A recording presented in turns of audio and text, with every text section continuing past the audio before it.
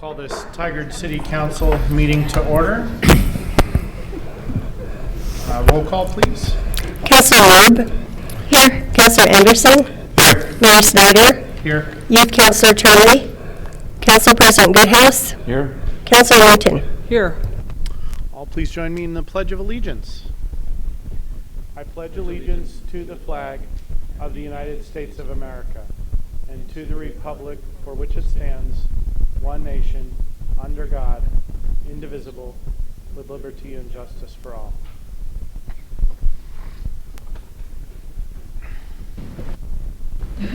All right, council and staff, any Staff have none, Mr. Mayor. All right, public comment. Is there any follow-up to previous public comment? No, Mr. Mayor. All right, Tigard High School Student Envoy, welcome. Good to see you.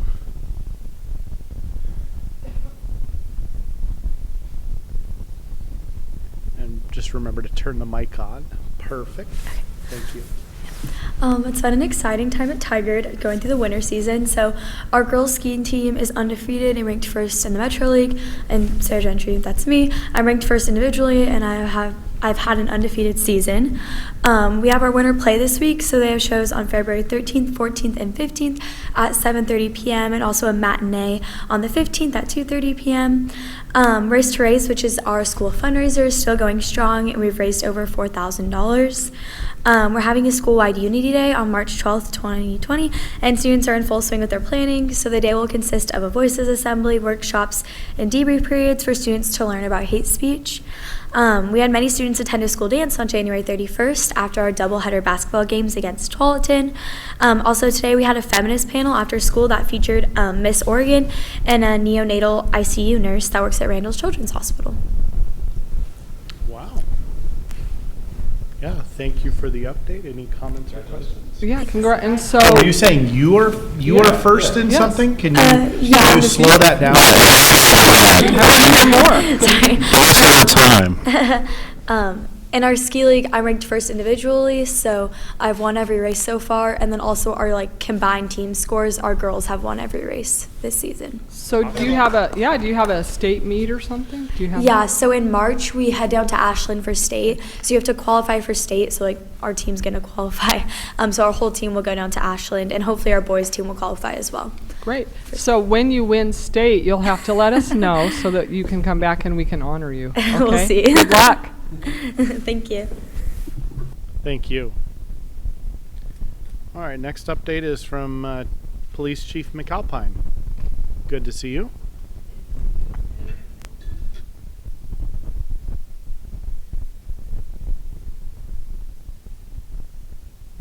Yes, okay. Yeah, absolutely. And so I'm just, as always, have highlighted a few things that'll be displayed up here. First, I'd like to highlight is the residential burglaries.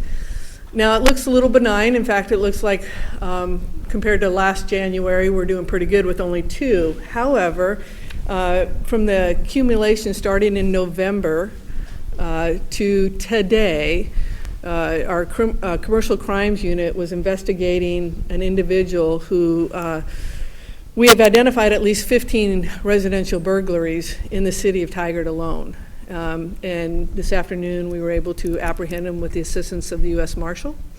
His extensive criminal history to include weapons background, and I think this will make a significant impact into our property crimes in Tigard for a while. He's also being looked at for the surrounding area as well. So it's very much ongoing, but at least he is in custody tonight, so I'm happy to report that. And the first residential burglaries occurred on February 5th. That kind of highlighted who we might be looking at, and then was able to go back through and look at November and tie some things together. So that's when it was first brought to our attention. And then on the business burglaries, you do see a jump from 5 to 10 compared to last year. And that's a little skewed in the fact that it was 7 of them were in the PAC Trust area, so multiple different businesses within a confined area. So again, we have some leads that we're working on regarding that as well. I'd like you to look at the photo enforcement. That's new to your dashboard. I thought you would want to know on a monthly basis how things are progressing. I've kind of laid out a tentative way of displaying it, but when you have a chance to look at this later, perhaps on your one-on-ones with the city manager, you could provide some additional input if you'd like to see something different. You know, I'm not committed to just this. This was created when we still had Hall just doing warnings, and what that looked like was 142 we received, 138 we actually issued warnings, so 4 of them we decided did not meet our criteria in one way or another. Since that time... And that was in 21 days of January? Correct. Okay. Yes. And since then, so on Hall Boulevard, we actually went live on midnight last night, or tonight, no, last night. And so that had a lot of interest by the media. So we've done at least 6 different interviews with our local media, just trying to answer their questions. Durham, the issue with the electrical box has now been fixed, and we believe we should be issuing warnings starting on the 21st. And then what it's looking at right now is we end the warning period for 72nd and Hall was, we received 224 what we consider potential violations that we reviewed. 153 of those we actually mailed warnings. 23 we are going to prove but haven't mailed them yet. 48 potential violations we rejected. So again, after an officer was able to look at it, did not feel it met the criteria.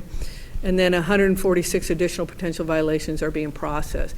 And what we're seeing is anywhere from 4 to 6 days that from the time of the offense that it goes through their process, and we'll get to them. So the ones that go live tonight, we may not see until after the holiday weekend that's coming up, and then we'll start knowing what the citation numbers are. How much time per case is it taking our officers to review? I think it literally is just probably a minute, probably even less than that. I've had a chance to look at what a video looks like and reviewing, and everything is laid out, then it's probably, I would say, conservatively a minute, if less than that. And then last is, again, always trying to highlight January, so you can see how many days we were at minimum staffing, and of course on swing shift now we've hit a high of 68% for the month of January, and graveyard 43. So with that, I'm happy to answer any of your questions. Councilor Wu? So you said with the 72nd Avenue, there's actually a lot more that are being rejected than the Hall. Is there, it seems like a fairly significant amount based off of what you, so Hall looks like there was 4 rejected, and how many did you say was? On 72nd, of the 58 potential violations, 38 were rejected. And what we found there is a communication gap. So Okay. from the vendor, they thought we had an approach that we did not have. And so we've since communicated with them. We don't want to see any of those violations. I believe it was the right lane on 72nd. And so we knew not to issue those and rejected them immediately. Is that why it was flashing constantly for, I mean, it seemed like it was out of control the few times I was through there. On Hall or 72nd? On 72nd.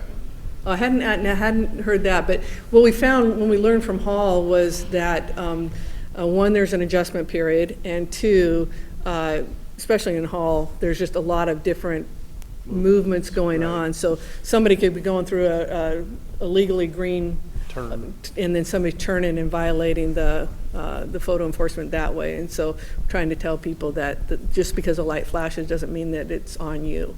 Right. And so still continue to do the outreach and communication whenever we can.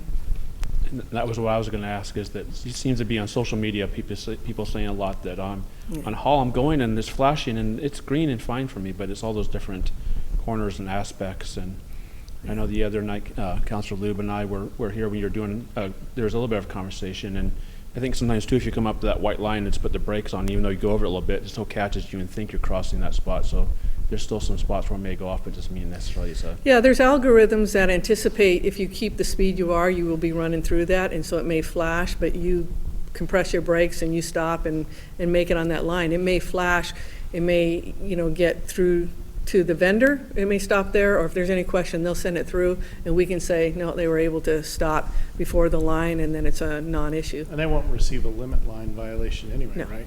That's correct. Okay. But if it's close, the vendor may send it to Yeah. us for final determination.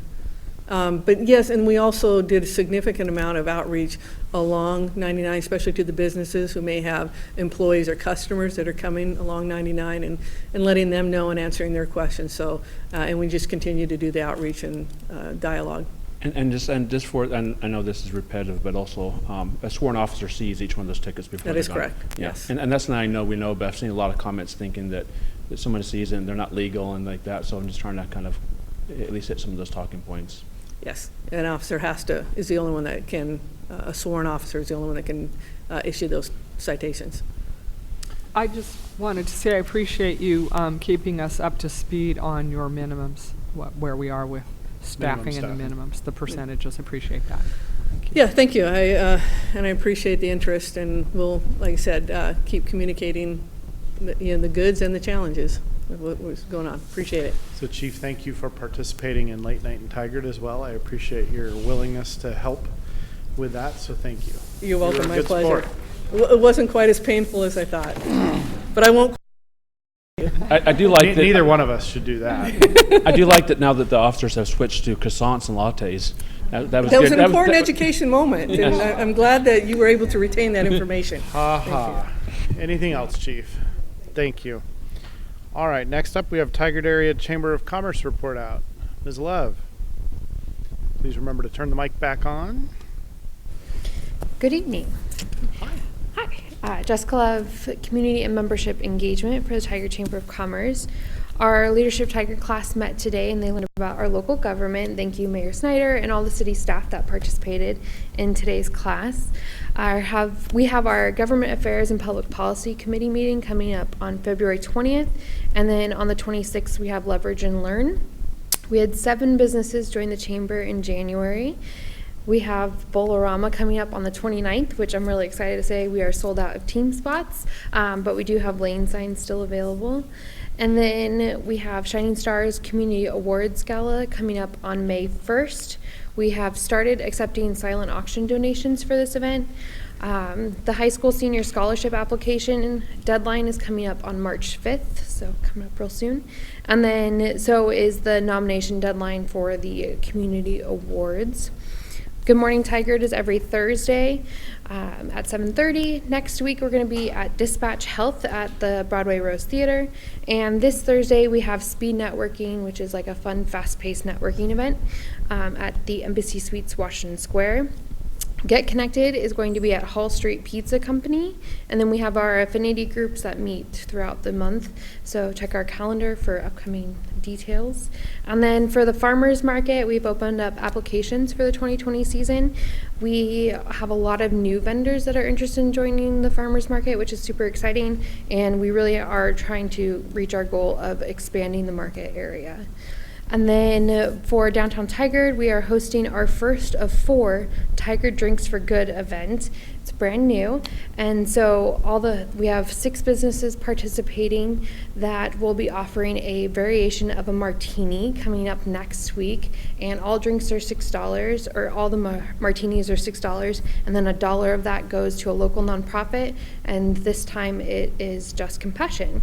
If you grab a passport and fill it out from visiting all 6, you get entered in to win some cool prizes. So, any questions? What's the date on that? That is going to be Monday, February 17th through Sunday, February 23rd. Okay, So you can thanks. have a drink and support a nonprofit all at the same time. Yes, and I know we have a chocolate martini, we have a Red Blossom tequila martini, so it should be pretty fun. We're excited. We, if there's still the space being held, we have decided that we will field a city council team for Bowl-O-Rama. Yay, I'm so excited. Is there Yes, still you were on my space? Is there list. still room for There that? is still room, yes. With bumpers I made up. sure, so- yeah, some of you will let you use the bumpers, so. Thank you. Yeah, thank you. All right, next item on the agenda is public comment. Nobody signed up. Is there anyone in the audience that would like to speak on public comment who did not sign up? Okay. Okay, we'll move on to the consent agenda. These items are considered routine and may be enacted in one motion without separate discussion. Anyone may request that an item be removed by motion for discussion and separate action. Tonight, we are awarding or planning to award a contract to Eco Northwest for Washington Square Regional Center update project. That is the only item on the consent agenda. Is there a motion? I move for the adoption of the consent agenda as presented. I second. It's been moved and seconded. Any further discussion? All in favor of the consent agenda, please say aye. Aye. Aye. Any opposed? Okay, consent agenda is approved unanimously. We will now convene as the TCDA. And first item on the agenda is Town Center Development Agency consider approval of the Second Amendment to the Development and Disposition Agreement with Ava Tiger Development LLC, authorizing a 90-day extension. Mr. Fairley. And the directors of the TCDA. I'm Sean Farley, Redevelopment Project Manager, and I'll introduce the topic, and then we'll hear from Amy Saburian and Ralph Tarrin to talk a little bit about the project. Tonight we're requesting board action on an amendment to the DDA, the Disposition and Development Agreement with Ava Tiger Development LLC. This would allow a 90-day extension to the closing date, and the new date would be May 12th. An extension is needed because Ava redesigned their building on the advice of their development advisor. This pushed back the schedule a bit. Ava has received approval of their revised land use application last week. They have also submitted their building permits, and these take a few weeks to issue. The other milestones that are yet to be addressed are the BOLI determination, which we are waiting for BOLI to send a letter, and then on their final financing plan, which they are currently working on. So I'll let Amy and Ralph really briefly talk about where they are in the project. Good evening. Good. As well, all of you. We won't go anywhere till we make this project, take this project home. So I would like to thank you for the time and appreciate for giving us the opportunity to present where we are. For this project, I think tenacity is the word to make it work. We have learned and evolved throughout the process. We faced obstacles and found solutions, working together with the city of Tigard, push this special project forward. We made a swift shift about 3 months ago when we were advised by our development consultant and general contractor, Mr. Roy Kim, that our original design was not insurable and not financeable easily because the structure was under the floodplain. So we acted quickly to change the design to make it viable for financing while meeting the city's requirement, community expectations, and our objective of developing this challenging brownfield site.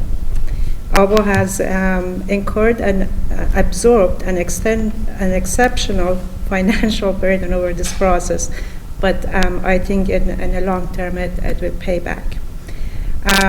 We adopted alternative solution to resolve the challenges and created an opportunity for success. I'm going to just list out a few challenges that we faced as we work on this project with the city. First of all, the subject property is a brownfield. DEQ has a lot of restrictions on through the consent order that was placed, that it's kind of make the design of the building a little difficult. The design took the consideration in mind to not require any excavation and use the west side of the property for any kind of construction. So it had we use it as parking, surface parking. We have been keeping in close contact with the DEQ project manager to understand what's the progress on their cleanup level, and we will keep that effort going, because I don't think they're close to, they're not near close to closing that site or getting no further action for our adjacent property, which is the source of contamination leaking to the west side of this property. The other obstacle, as I said, is we're being in the 100-year FEMA floodplain. After demolition of the old buildings, the property is about 2.5 to 3 feet below the street level and about 4 feet below the 100-year floodplain. A permanent parking structure below the 100-year floodplain. That was our original plan, to have the first floor be the parking structure. So the permanent parking structure below the 100-year floodplain is not permitted by the Clean Water Services, or we have to go through a lot of hoops to make it happen. Even at the street level, the development would still be under the 100-year floodplain. So the solution was to raise the entire site by about 2 feet, so we will be about a foot above the floodplain. The subject property is next to Fano Creek, so their TCDA required a lot line adjustment and limited build-out on the east side of the property, so the size of the property has changed. Subject property has a major easement restriction, or we learned that there is an 8-foot diameter wastewater or sewer line passing through the site from the south to north on the west, almost the west side of the property, which is just next to the building. East side. East side. Yeah, I'm sorry, east side. And there were about a 5-foot setback required by the Clean Water Services. That made, again, limited the building footprint, as well as posing many challenges for structural engineers to design proper concrete footing for the building while meeting all the requirements. We have raised the building 2 feet, as I said, above the floodplain, changed the large residential unit that we originally proposed to smaller units, 1-bedroom apartment units. Removed the parking structure from beneath the building to surface parking on the side of the building, on the east side. Meeting the parking requirements that for the proposed building, and Mr. Tran is going through the project and let us basically share what the design is now. In less than 3 months, we were submitted the major modification to the land use application that originally got approved. We completed the site development design, building architectural work, thanks to Ralph for working around the clock. And structural engineering work was completed and submitted the building permit application along with all the other necessary application on February 4th. It was a major accomplishment for us and major milestone. Today I am proud to say that we have a great design, a great team that make this project a promise for success. I just want to mention that for your knowledge, that who's involved with this. Our site civil engineer is Greg Kuruhashi with Kuruhashi and Associate. Site architect is Ralph Turan with Turan Architectural and Planning LLC. Site structural engineering is Miller Construction Consulting Engineers, and our general contractor is Roy Kim. We have met and or submitted permit application and waiting for the city's approval to meet all requirements of the first amendment to the DDA agreement.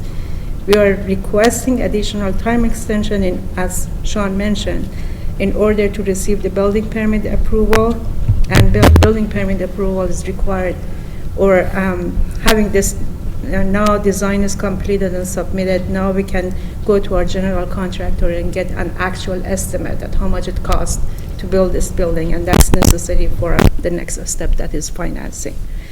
So we have submitted request for BOLI determination about 3 months ago. They had questions, we responded to all of their questions, getting help from the city as well, and we're waiting for the BOLI determination letter.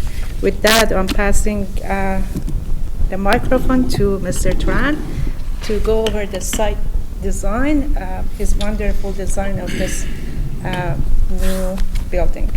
Thank you, Amy. As Amy, I'm Ralph Tarrin. I'm the architect, main architect, although I have a wonderful team behind me. And, you know, when Amy called me, actually my old ex-partner called me, said, Ralph, man, we need help. So, anyway, we, you know, jumped in and said, Amy, this is it's a big project to get in for permits at this time. And, but, you know, working with the city, we were able to do it. And we produced a little over 175 drawings of construction drawings between my team, architectural team, and structural engineering team, civil engineering team, you know, to provide a pretty substantial permit application to the city. And I think the building official was duly impressed with our efforts, and so we're looking forward to that process right now.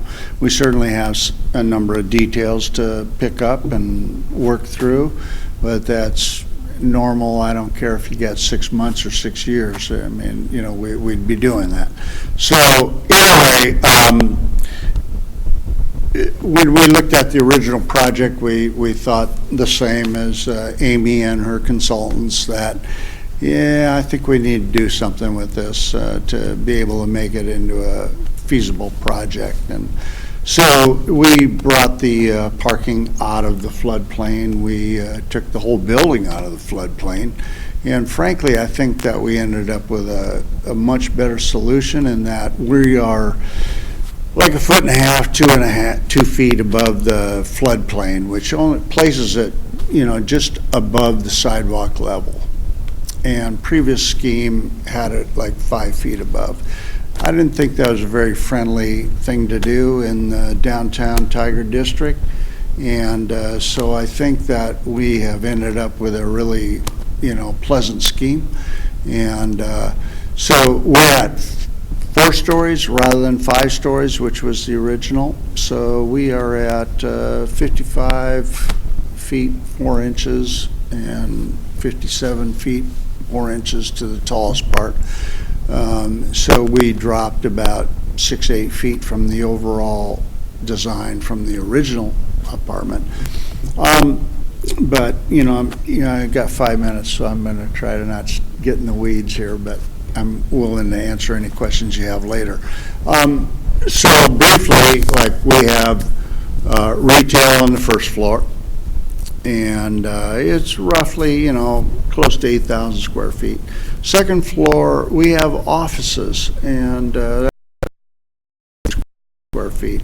Then we have 2 levels of apartments above, rather than large condominiums that we had looked at quickly and said, you know, these things are going to have to sell for 800 grand, you know, and it's probably not all that possible right there at that location at this time.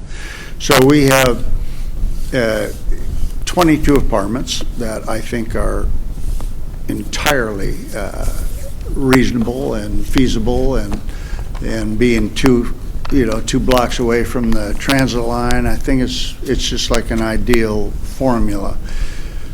So that's our scheme right now. And what I would say, from having done, you know, startup mixed-use buildings in, well, city of Lake Oswego, downtown Portland, and a number of other places, to have a building that will be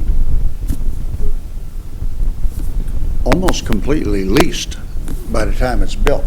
I mean, Amy and her husband, Hamiyun, they will have the Ava Roasteria coffee shop, you know, on the corner on the plaza to add life to that corner.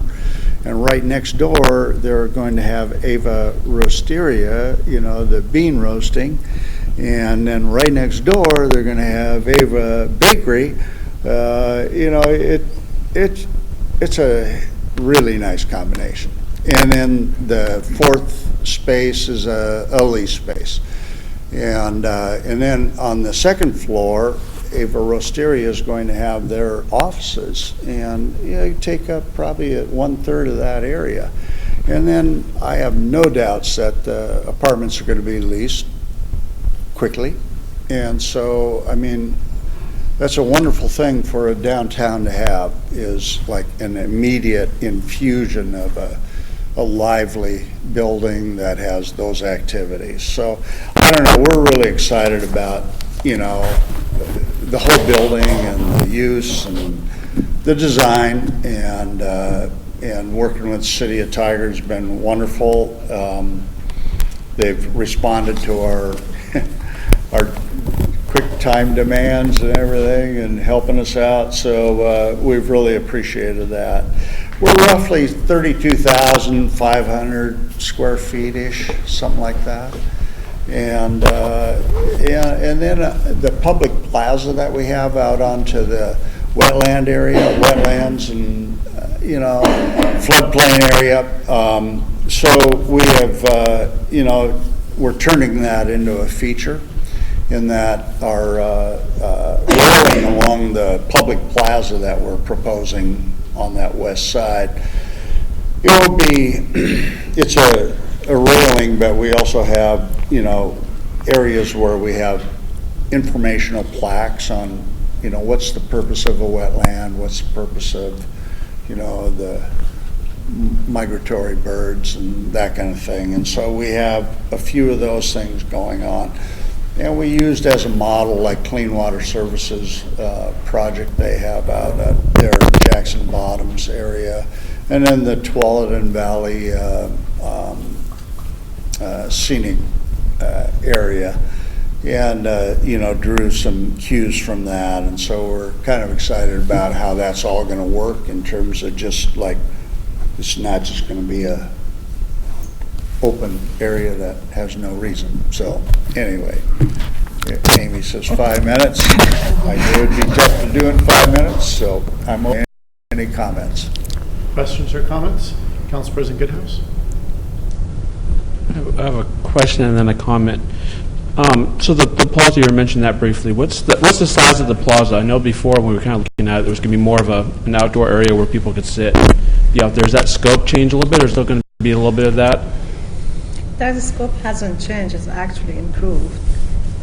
So there's still going to be plaza on the side of Fano Creek, and the open seating area in front of all the retail stores, and with the water feature, and so it's still that very much the same. Okay. And I wanted to compliment on the progression that's been made. Last time we kind of looked at it, and it's definitely, like you said, there's been a vast pick up and go on this, where a lot more has got done, a lot more traction is going on it. So this is great to see that there's so much progression that's gone on this, and it's really coming together. And I know that the downtown is really anticipating this. So people are like, when's that going in? When's it going in? And so this is great to see that this is, you know, gone into high gear, and the plan and looking great. No, So I want to commend you on doing a great job. And I know, like you said, there's a lot of work, a lot of late nights, but it's shown that this has happened and come together. It's very exciting. Thank you for your comments. And we have, as I said, we have the right team now. And it's the project is looking very promising. And we are hoping that the financing would go easy. And by June, July timeframe, we are hoping to break ground. Just Awesome. crossing our fingers. Awesome. Other questions or comments? Thank you very much. Really appreciate it. Do we have action or a motion or discussion here? Mr. Mayor, Yes. I had a question on the agreement. Sure. I called the city manager. Is the date, I saw 2028, should it be 2018? Should be 22. It had what year?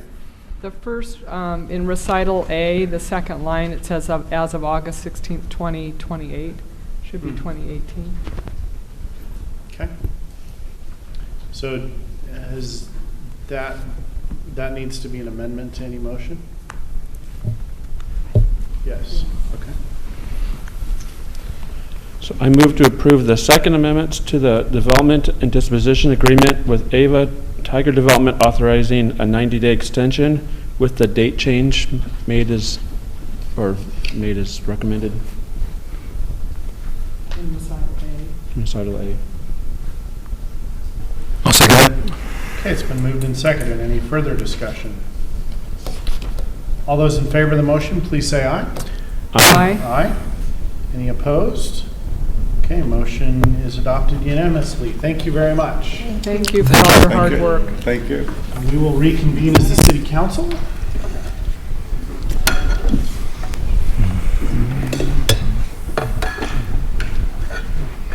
Next item on the agenda is a legislative public hearing considering an ordinance amending Tigard Municipal Code, Chapter 10.28 regarding parking enforcement. I will open the public hearing. Anyone that wants to offer testimony may do so. There's a sign-up sheet at the back of the room. Staff report. Good evening, Mr. Mayor and council members. My name is Jamie McDonald. I'm with the police department. And I am Brenda Annis. I'm the court operations supervisor for the municipal court. So we're going to hit two separate items out of Municipal Code 10.28. So I'm here to recommend council amend Tigard Municipal Code 10.28 regarding parking enforcement. Community service officers conduct the majority of parking enforcement in the city and can only issue citations for violations of Tigard Municipal Code and not state statute. Tigard Municipal Code currently does not have a provision allowing enforcement of vehicles illegally parked in alternative fuel vehicle refueling spaces. It's a mouthful. State statute already has a provision for this, and by adding it to the Tigard Municipal Code, it would allow the department community service officers to issue citations for that violation. And I am also recommending an amendment to Tigard Municipal Code 10.28. The language in state statute demonstrates the details and consequences of citations issued by a police officer. The amendment I'm requesting would add language to the existing Tigard Municipal Code that would clearly define the defendant's options when cited under code by a community service officer, and it would also clarify the court's default judgment process in cases of non-appearance. So in conclusion, staff recommends that council amend Tigard Municipal Code 10.28 as noted in the ordinance. All right, thank you for the staff report. No one has signed up. I see no members of the public in the room. Is there anyone that would like to testify who is not signed up? All right, I will close the public hearing. Council discussion and consideration of ordinance number 20-04. I move to approve ordinance number 20-04. A second? It's been moved and seconded. Any further discussion?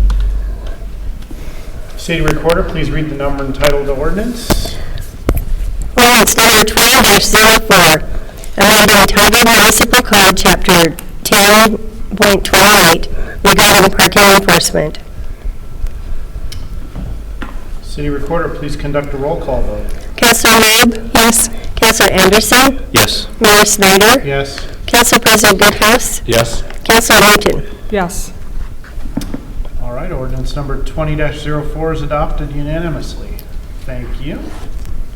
We'll move on to item number 7. Legislative public hearing considering an ordinance amending Tigard Municipal Code Chapter 10.30 regarding residential parking permits. I will open the public hearing. Anyone that wishes to offer testimony will be allowed to do so. There's a sign-up sheet that's now in my hands. There are no members of the public in the room. Staff report, Commander McDonald. Hello again, Mayor, Council. Again, I'm Jamie McDonald. I'm with the Police Department. We've talked about residential parking zones a few times recently, and I'm here to recommend that Council amend Tigard Municipal Code 10.30 to change the dates that the residential parking permits would become effective. Upon review of the newly approved code, we realized the dates did not correspond with the program that was already in place. rather than place undue burden on the citizens by changing the expiration dates in the middle of permit time, and to have the permits renew in conjunction with the fiscal year, we are proposing this change. So in conclusion, staff recommends that council amend Tigard Municipal Code 10.30 as noted in the ordinance. Thank you. No one has signed up. There's no member of the public in the room. Anyone want to offer testimony? All right, I will close the public hearing. Council discussion and consideration of ordinance number 20-05. Mr. Mayor? Yes, Councilor Newton. So just for clarification, we're changing the date, so the permits would be effective July 1st to June 30th? Correct. Right, okay, thank you. I move to approve ordinance number 20-05. Second that.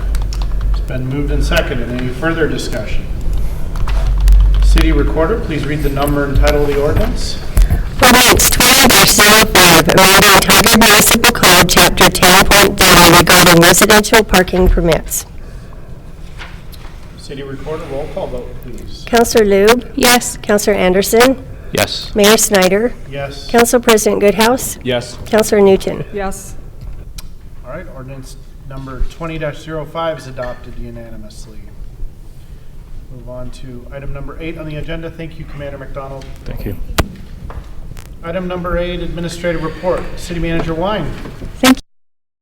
I have two items for administrative report tonight for your attention, and hopefully our viewing public will also find it interesting. You might recall when we did the performance audit that one of the major findings across multiple departments was the both lack of integration and the future need for the replacement of our systems and technology. So this is not something that council would usually see, but we have the first chapter of replacing our systems and technology is to, we've issued an RFP for our enterprise asset management system, and through that process, our staff, and actually it's broadened to almost all departments, have been reviewing the apparently successful bidders for the replacement or the new enterprise asset management system. As we've gone forward with that exploration, we have a bidder that allows us to also do enterprise resource planning, which is like a citywide platform for multiple systems, not just enterprise assets, but also a finance systems replacement, the potential for human resources, potentially our permit and building system replacement. So we've got some promising, promising developments on that front, and we did a day-long demonstration of one of the potential systems, and it's looking like that recommendation to be replacing our systems and technology will be moving forward more quickly than we were originally planning. So we've got something promising on the horizon there. I just wanted you to know that that's happening. Obviously, it will come before you and from a purchasing standpoint at some point when we contract, but we're hoping that it will bring a lot of benefit as it relates to the relationship between our interdependent work interdepartmentally. And right now we have systems that don't talk to each other, and we have trouble getting data, and sometimes we have to pay to get data out of the systems that we use. And so our apparently successful bidders have lots of improvements to show us, and we're looking forward to that moving forward. So I'll give you another update about that as it moves forward. Also interested in telling you about, as you referred a local option levy to the May 19th ballot, wanted you to know that our city website, we're continuing to build our levy website page, and it has launched with items that you may be interested in referring folks to go learn more about the levy on, and also to let people know that we have a page on our website that has content now that's been approved by Secretary of State, including frequently asked questions, a tax calculator, references to actually the chief's interview with you in State of the City, Mr. Mayor, is up on the website, and so. That passed the Secretary of State? No, that one hasn't.